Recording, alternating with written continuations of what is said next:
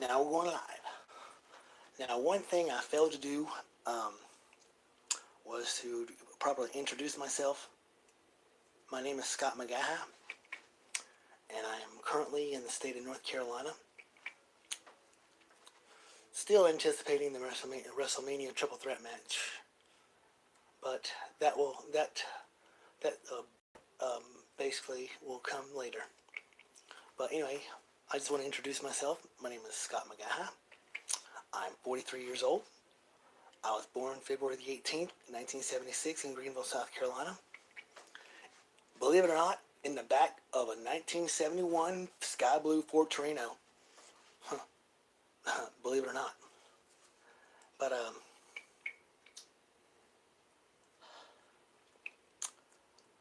it was a hard life. When I became 7 years old, my mom and what I know now, my stepdad, decided to separate in November 1983, and we were left pretty much. My mom was left with me and my brother, my younger brother. At the time, I was 7 and he was 3, and we were living in a one-bedroom apartment right in the town of Pickens, South Carolina. To make a long story short, we were pretty much moving from one place to another because simply the fact that not only we could take care of the rent, but we were also losing power. And we had nothing. And now to get into the sensitive part, the day I'd like to forget, December 7th, 1984, the morning that my mom's boyfriend was pretty much was cuckoo, and he decided to use a belt and just go relentless on me. He just laid in whatever on me, basically whipping me and holding me down at the same time. And well, I went to school, and basically did everything I could, and right at the end of the day, the Pickens County Department of Social Services came to me and brought me into a room and asked me to basically pull down my pants, and basically pull them down to my ankles, just to get proof or just to get evidence of what my mom's boyfriend was doing. And I kid you not, from waist down was nothing but bruises.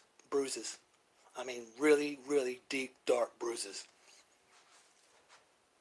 And the last time I heard, he wound up getting 10 years in prison. To me that's a slap on the wrist. And he should have got more. And the aftermath, when I reunited with my brother 14 years later, Thanksgiving vacation or Thanksgiving holiday, it's bad enough that you have to hear it from your own brother that our mother, flesh and blood mother, basically took my brother, sat him on a stove while it was red, glowing hot, made him sit on the stove while it was basically scalding hot, basically burning his feet, laughing while she did it. Had no remorse. I could tell right then and there, my brother was scarred for the rest of his life, and pretty much does not want to have anything to do with our mom. Shoot, I don't want to have anything to do with our mom. Just a simple fact, I gave her a chance. The week of the 4th, I went down, to basically, try to make, reconcile with her. Apparently, she, according to her, had an anxiety attack and went psychotic on me for no reason, which ended my week of the 4th, holiday sooner than expected. So, back to where I was put in a home with a single lady. I was basically in Clemson, and believe it or not, I was actually about 2 or 3 minutes away from the campus. Yes. And then after that, I was put in a group home for about 3.5, 4 months, and then back to the single lady in Clemson.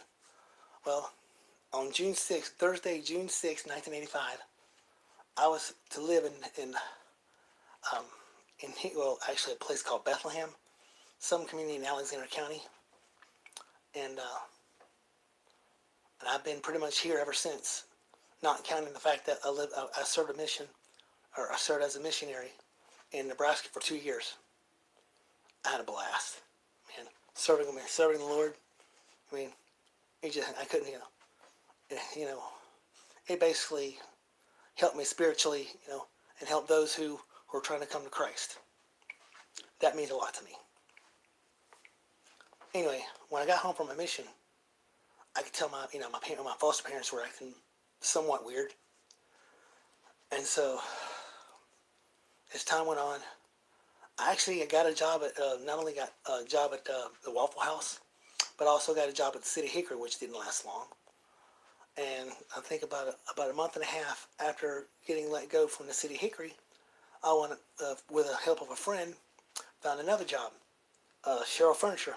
Well, actually, the place was called CTH Sherrill Occasional, which I started out in the glue room, which that didn't work out, so they transferred me to a shipping department, which I kind of liked because we were getting more hours than everybody else in every other department. We were getting more hours than any other department in the plant. And I basically worked for Sherrill Furniture for 13 years. Now, the best part of my career at Sherrill Furniture, when I got transferred at the fiber plant, this is where it gets good. Now, when I started at the fiber plant, I basically started at the bottom. My job was to basically unload the fiber scraps that were basically in bags, and bring them in the warehouse, and also load rolls to basically load the truck for the 4 major plants that we give our rolls to. That would be Sherrill Main Plant Hickory, Hickory White, President or Newton, and Motion Crafted Morganton. And they get different sized rolls. Well, as some time passed, somebody just decided to quit.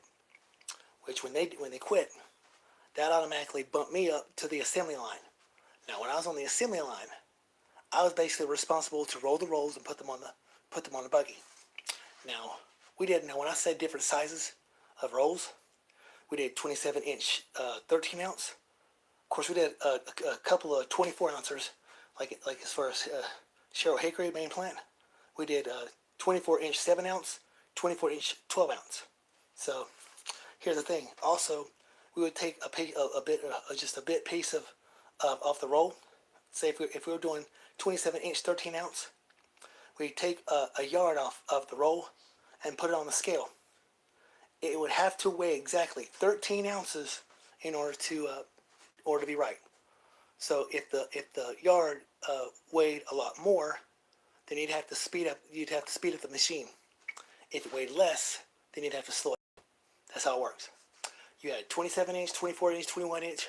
Of course, you also had 13.5-inch for Precedent, but you had to do like 2 at a time.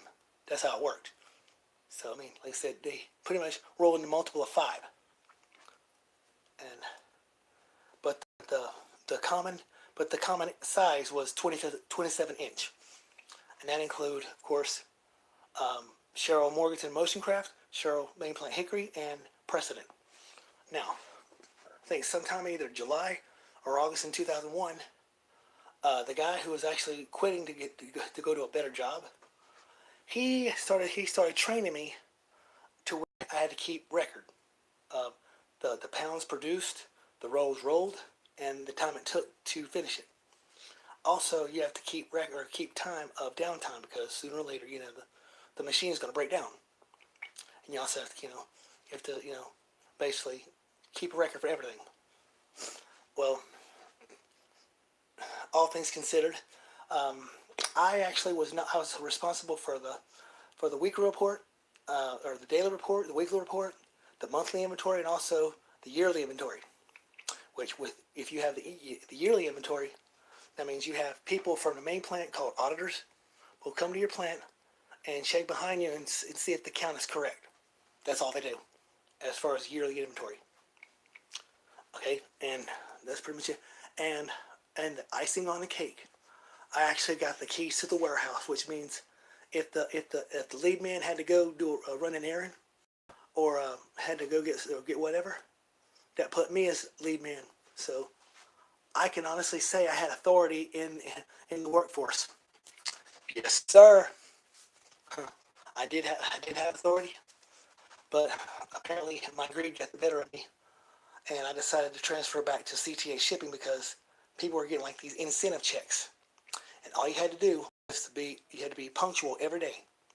If you were tardy one day, that basically screwed up the whole week, and it's bad enough because what if that the actual week had like maybe 6.8%?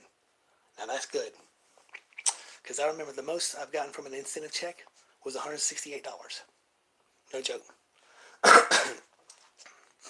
Well, I'm just, I'm just gonna stop there, and y'all have a good morning.